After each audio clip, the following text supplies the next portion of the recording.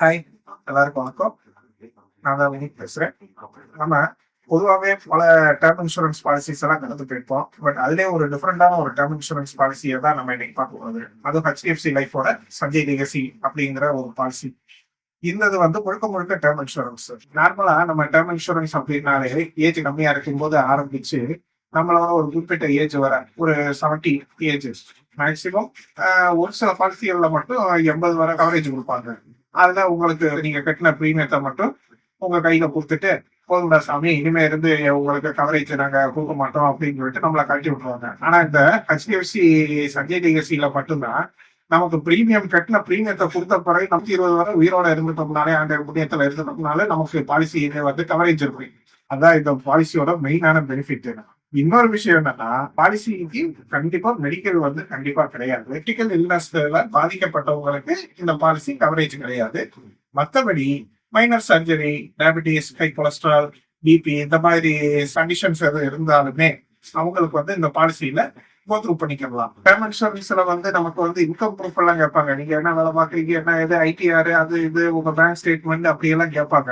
ஆனா இந்த இதுல அதுவும் தேவையில்லை. உங்களுக்கு இந்த பாலிசி இல்லத்தரசிகள் முதற்கொண்டு எல்லாருக்குமே எளிமையா எடுக்கக்கூடியதா இருக்கும். இதோட ஏஜ் லிமிட் என்னன்னா 40 வயசுல இருந்து 60 வயசு வரை உள்ளவங்க இந்த பாலிசியை எடுத்துக்கலாம். இப்போ ஒரு சாம்பிளான ஒரு இல்லஸ்ட்ரேஷன், பிரீமியம் இல்லஸ்ட்ரேஷன் ஒன்று ஸ்கிரீன்ல உங்களுக்கு காட்டுறேன்.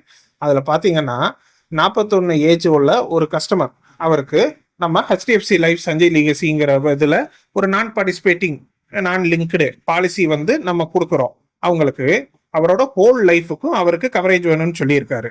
இதுக்கான ப்ரீமியம் பேயிங் எத்தனை வருஷம் அவர் கட்டுறாருன்னா 12 வருஷம் கட்டுறாரு. அதுக்கான அமௌண்ட் வந்து வருஷத்துக்கு 1 லட்சம் வச்சு 12 வருஷம் கட்டுறாரு, 12 லட்சம். ஓகேங்களா? அதுக்கான டெத் பெனிஃபிட்ஸ் அந்த டீட்டெயில்ஸ் எல்லாமே உங்களுக்கு கீழே அப்படியே அடுத்தடுத்து சொல்றேன், நீங்க பாருங்க. வருஷம் 1 லட்சம் வச்சு 12 வருஷம் 12 லட்சம் கட்டியிருக்காரு. அதே நேரம் அவருக்கு 7th இயர் வரை அவரோட டெத் பெனிஃபிட்ங்கிறது 10 லட்சம் வரை வந்திருக்கும். 8th இயர்ல இருந்து அவரோட டெத் பெனிஃபிட் வந்து இயர்லி அவருக்கு கூடிக்கிட்டே இருக்கும். அந்த சர்வைவல் பெனிஃபிட்ங்கிறது அவருக்கு கூடிக்கிட்டே இருக்கும்.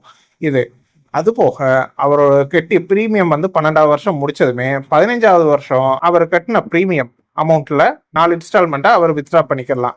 15வது வருஷம் ஒரு 3 லட்சம், 20வது வருஷம் ஒரு 3 லட்சம், 25வது வருஷம் ஒரு 3 லட்சம், 30வது வருஷம் ஒரு 3 லட்சம். இப்படி மொத்தம் அவர் கட்டின 12 லட்சமுமே அவர் வித்ட்ரா பண்ணிக்கிறலாம்.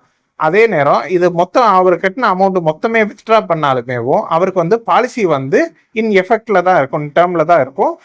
அவருக்கு வந்து அவரோட டெத் பெனிஃபிட் வந்து கூடிக்கிட்டே இருக்கும். சர்வைவல் பெனிஃபிட் வந்து கடைசி வரை அவர் கூடிக்கிட்டே இருக்கும். உதாரணத்துக்கு அவரோட 99வது வயசு வரை இந்த பாலிசி வந்து எஃபெக்ட்ல இருக்கு. அதோட சர்வைவல் பெனிஃபிட் எல்லாமே அதுலேயே உங்களுக்கு தெரியும். இந்த ஸ்கீமோட மொத்த ஸ்பெஷல் பெனிஃபிட்டே இதுதான். நம்ம பாலிசி அந்த ரிட்டர்ன் ஆஃப் ப்ரீமியம் வந்து எடுத்தாலுமேவும் எடுத்த பிறகும் இந்த பாலிசி வந்து இன் எஃபெக்ட்ல இருக்கும்.